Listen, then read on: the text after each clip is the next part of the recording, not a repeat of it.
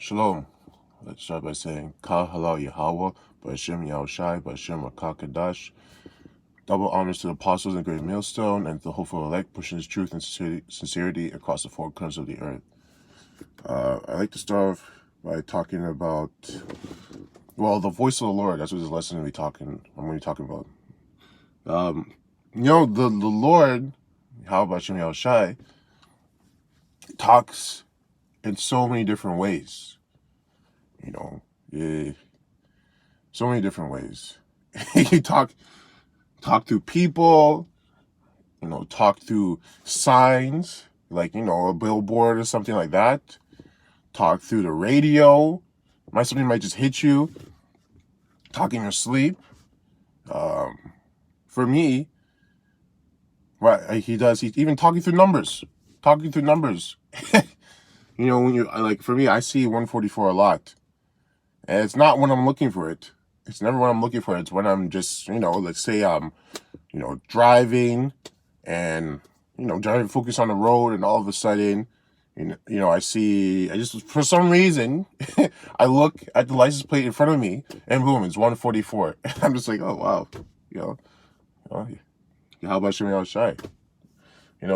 It's a beautiful thing. But the thing is that sometimes, if you're not aware and with awareness, you don't realize that he's talking to you, and you're missing things, a lot of things, a lot of signs, a lot of things that he's trying to direct you in a path, right? Maybe giving you answers to questions that you asked, or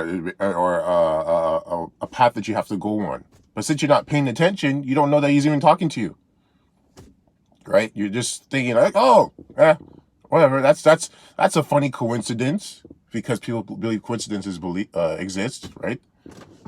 But anyways, I'll get to start with the scripture. So it's gonna be 1 Samuel 3:1.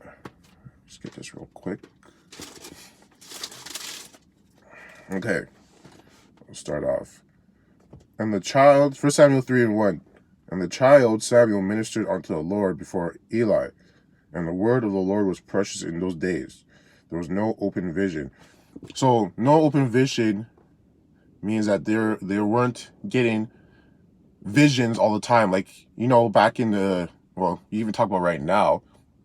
Right now, from my knowledge, brothers are not getting like visions of what's gonna happen in the future, and vision, what's about to come, because everything's already in the book, right? They're not getting visions. Back in those times, even you want to talk about those times, they were getting visions of what's going to come, which is why they wrote it in the book, right? About what's going to come, what we're going to endure, what's happening in the present, what's happening in the future. They're getting these visions from the Most High, so they already knew, right? It's a little different now. We're not getting these visions, but back then, right now, it's talking about they weren't getting any open visions. Okay. And it came to pass at that time, when Eli was laid down in his place, and his eyes began to wax dim, that he could not see. And ere the lamp of Yahweh went out in the temple of the Lord, where the ark of Yahweh was, and Samuel was laid down to sleep. So now Samuel's going to sleep, going to that deep sleep. Slack it. Let me start off again. And ere the lamp of Yahweh went out in the temple of the Lord, where the ark of Yahweh was, and Samuel was laid down to sleep, that the Lord called Samuel, and he answered, Here am I. And he ran unto Eli, and said, Here am I. For thou callest me? So now the Lord's calling Samuel, and he answered, right? Yeah, and he answered, Here am I. And he ran unto Eli. So he's assuming that Eli was the one that was calling him, right? Because, he didn't really know what was really going on, right? And so he ran to Eli. And he said, For thou callest me? And he said, I called not. Lie down again. And he went and lay down. And the Lord called yet again, Samuel. And Samuel arose and went to Eli, and said, Here am I. So, again it happened. He called him again. And he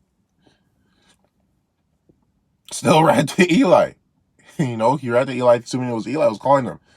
And this actually, it's funny. This kind of gives me, through my own testimony of experiences, when before I was, in the truth, and being called, not chosen, but, being called, I was in the world, and there was times where coincidences happened. It's like, oh yeah, I'd bump into my old friend from high school, right? Haven't talked in years. At the right time, in the right moment to talk about the right conversation, right? I'm sitting there thinking, oh, yeah, cool, It's just, right? A coincidence, right? Meanwhile, I didn't know that the Most High set that up to give me a message. But I'm seeing carnally. I'm not seeing past the carnal, the flesh, right? I'm not seeing spiritually what's going on here, right? So and that happens a lot. Now when it happens, I'm very aware because I know it's the Most High talking.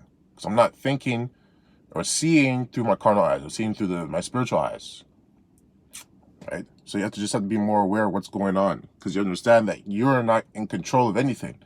He is in control of everything. So if this situation is happening, it's happening for a reason, right? There's a message. There's just something you have to be learned, or maybe something he needs to tell you, or or it could just be like a sign that he's giving you for something that you are asking about, right? I'll start off again. Now Samuel did not yet know the Lord, neither was the word of the Lord yet revealed unto him. So, right there. So, though he doesn't know the word of the Lord was not revealed unto him. So, he doesn't know what's going on. That's why he's running to Eli, right? It's just like I was just talking about, right? He doesn't know what's going on. The word of the Lord was not revealed to him, which is why he doesn't know that the Most High is talking to him. He just thinks that it's a dream and Eli is calling him. So, he just keeps running to Eli. Now, it's funny how, well, it's not really funny, but as soon as the word of the Lord is revealed to you, you see a lot more. You see everything, right? Right? You see everything that's going on, right? Your eyes are open. The veil's been taken off, right? Because, like you said, perfect example, he was in the world and he couldn't see. He didn't know what was going on, sincerely, because, the word of the Lord wasn't revealed to him. But he thought Eli was calling him. And the Lord called Samuel again the third time, and he arose and went to Eli, and said, Here am I, for thou didst call